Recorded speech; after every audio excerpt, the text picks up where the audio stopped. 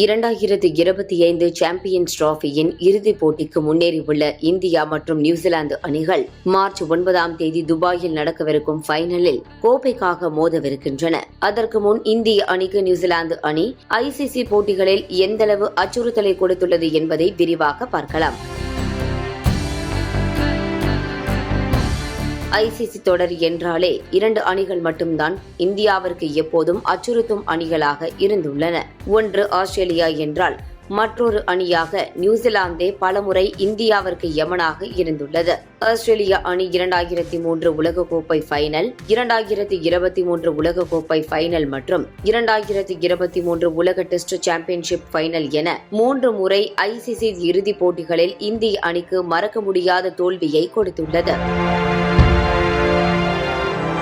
அதே வேளையில் ஆஸ்திரேலியாவுக்கு சற்றும் குறைவில்லாமல் நியூசிலாந்து அணியானது 2000 சாம்பியன்ஸ் டிராபி ஃபைனல், 2021 உலக டெஸ்ட் சாம்பியன்ஷிப் ஃபைனல் என 2 முறை இந்தியாவின் கோப்பை கனவை நொறுக்கி தள்ளியுள்ளது. 2000 ஆண்டு சாம்பியன்ஸ் டிராபியில் காலிறுதி மற்றும் அரையிறுதியில் பலம் வாய்ந்த ஆஸ்திரேலியா மற்றும் தென்னாப்பிரிக்காவை வீழ்த்திய இந்திய அணி இறுதிப் போட்டியில் நியூசிலாந்துக்கு எதிராக தோல்வியை சந்தித்தது.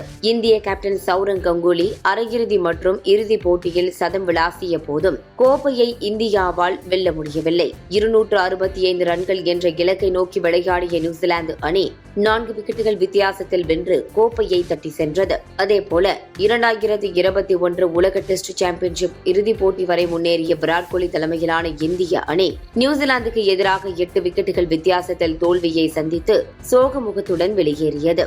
அது மட்டுமில்லாமல் 2019 உலக கோப்பையை வெல்லும் அணியாக பார்க்கப்பட்ட இந்தியா நியூசிலாந்துக்கு எதிரான அரையிறுதிப் போட்டியில் 240 ரன்களை அடிக்க முடியாமல் 18 ரன்கள் வித்தியாசத்தில் படுதோல்வியை சந்தித்தது. அந்த போட்டியில் MS தோனியின் ரன் அவுட்டை இன்றளவும் யாராலும் மறக்க முடியாது. 2007 T20 உலக கோப்பையை வென்றபோது கூட இந்திய அணியால் நியூசிலாந்தை தோற்கடிக்க முடியவில்லை. இதுவரை 20 முறை ஐசிசி போட்டிகளில் இந்தியா மற்றும் நியூசிலாந்து அணிகள் மோதியிருக்கும் நிலையில் இந்திய அணி 6 போட்டிகளில் மட்டுமே வெற்றியை பெற்றுள்ளது. மாறாக நியூசிலாந்து அணி 12 வெற்றிகளை ருசித்து இந்தியாவிற்கு மரண அடி கொடுத்துள்ளது. இந்த சூழலில் 2025 சாம்பியன்ஸ் டிராபியின் இறுதிப் போட்டியில் இந்திய அணி நியூசிலாந்து அணியை எதிர்கொண்டு விளையாட உள்ளது. கடைசியாக 2023 ஒருநாள் உலகக்கோப்பை அரையிறுதிப் போட்டியிலும் 2025 சாம்பியன்ஸ் டிராபி லீக் போட்டியில் நியூசிலாந்தை வீழ்த்தியிருக்கும் இந்திய அணி வலுவான அணியாகவே தெரிந்தாலும்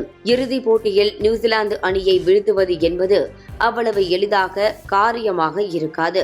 சமீபத்தில் இந்தியாவிற்கு சுற்றுப்பயணம் செய்த நியூசிலாந்து அணி இந்திய மண்ணில் டெஸ்ட் தொடரை வென்றது மட்டுமில்லாமல் 3-0 என இந்தியாவை சொந்த மண்ணில் ஒயிட் வாஷ் செய்து வரலாற்று தோல்வி கொடுத்ததை இந்திய ரசிகர்களால் மறக்கவே முடியாது.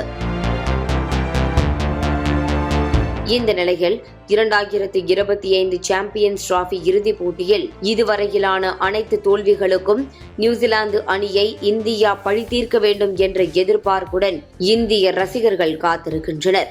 கோப்பையை வென்று வாருங்கள் இந்திய சிங்கங்களே.